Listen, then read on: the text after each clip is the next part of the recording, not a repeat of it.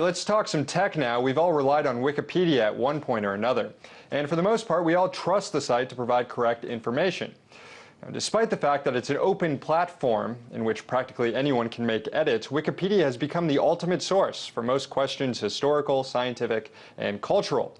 But is the public relations industry destroying that credibility? Now, a number of PR firms have sprouted up in recent months, promising to boost companies' Wikipedia profiles. One of the agencies, WikiPR, promises to write Wikipedia pages and manage them for their client. In other words, turning the online encyclopedia into a marketing catalog. So if a company runs into controversy, WikiPR companies can keep tabs on the entry to make sure that controversy doesn't make it on the company's Wikipedia page. This is similar to what's known as sock puppeting, when commenters and editors pretending to be anonymous are actually operatives working to boost a specific agenda.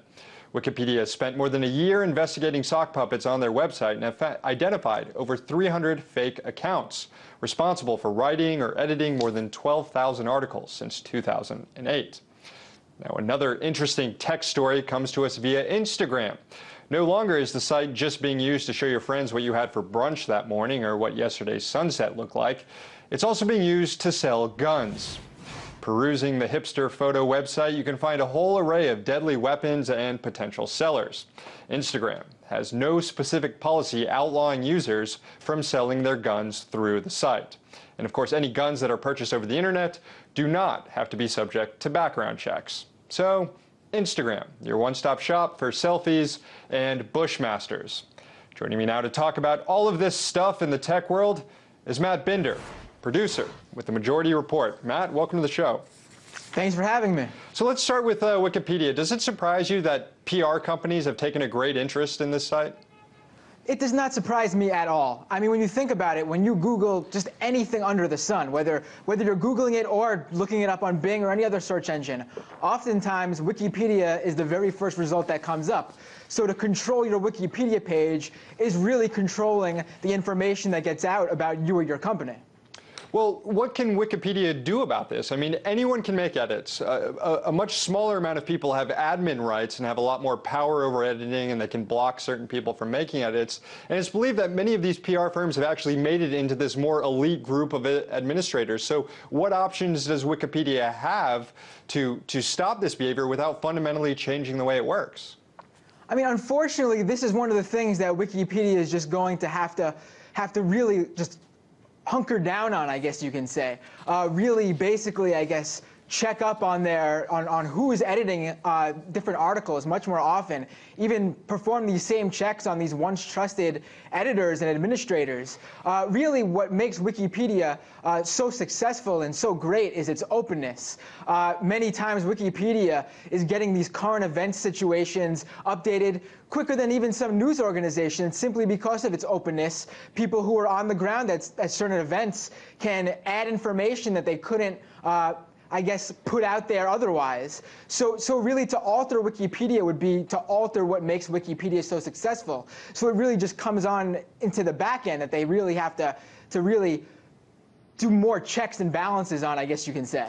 Right, I guess it's some balance that Wikipedia has to find there. What does this sort of behavior do to the internet? I mean, Wikipedia is a fairly trusted source. I mean, we were told not to use it for college papers or scholarly articles, but by and large, it's a beneficial tool for society. What happens if we lose it? I think it would be a tremendous loss if Wikipedia was to just disappear. I don't think that's going to happen anytime soon. Definitely not because of this issue. When it comes down to it, though, I mean, these Wikipedia articles being changed, I mean, if you're writing your paper on French Renaissance art, you really don't have to worry about this. The information will most likely be accurate. The information you have to watch out for are these companies or people who have some sort of monetary gain or loss from certain types of information getting out there. And those are the types of pages you have to look out for. Yeah, and I think also the big concern here is not just companies, but when historical events start being rewritten, or when you go to Wikipedia to find out about the civil rights era, and it's completely different than what actually happened, or you read about political scandals, or you see that maybe political parties are using Wikipedia to advance a political agenda of some sort. Have we seen any of those sort of instances happen here? There's been instances where Wikipedia information has definitely been false, but many times the second this information's put up and starts to disseminate, the Wikipedia editors and administrators have always been on point to get this information taken off. You can even see Wikipedia even keeps logs of all the information that was removed and why it was removed, the full discussion log of their administrators and editors who were deciding what to remove and why to remove it. Mm-hmm. All right, well, let's move on to the second story here, this one about Instagram, where you can now buy your guns. Currently, the company, Facebook and Instagram, Facebook owns Instagram, they don't ban any sort of explicit selling of guns here. Is this an issue of corporate responsibility? Well, I mean, Instagram's not a commerce site. This is an example of users turning a platform into something it wasn't really built to do. So that's basically what you're seeing. Instagram will have to eventually, I assume, update their terms of service to get with the times and how people are using it. But Instagram wasn't meant for this purpose. Right, and Craigslist, for example, does ban this sort of gun sales. And I guess it's very easy to ban gun sales because it's just, that's a website you go to for people selling stuff. So if you see a gun there, you know what's happening.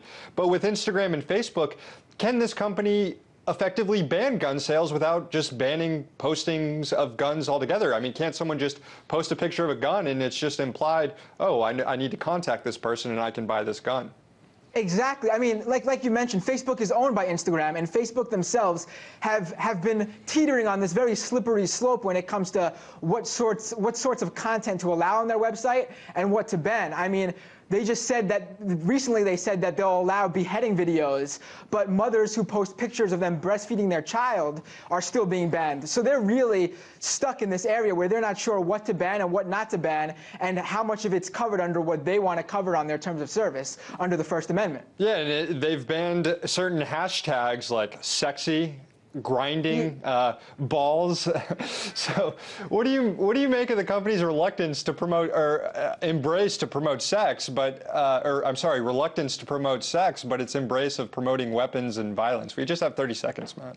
Well, I mean, it just shows how these corporations think. I mean, whether or not Facebook knows this is being sold, things are going to be sold on there or not, basically they're realizing that they need to figure out what they're doing, and when it comes down to it, these things could possibly make them money in the future. Who knows if they'll somehow monetize this type of stuff. Yep. But I think what you're seeing here with Instagram specifically is this is where the government comes in, and gun safety laws take care of what Instagram can't take care of. Right. Matt Binder, producer with The Majority Report, thank you. Thank you.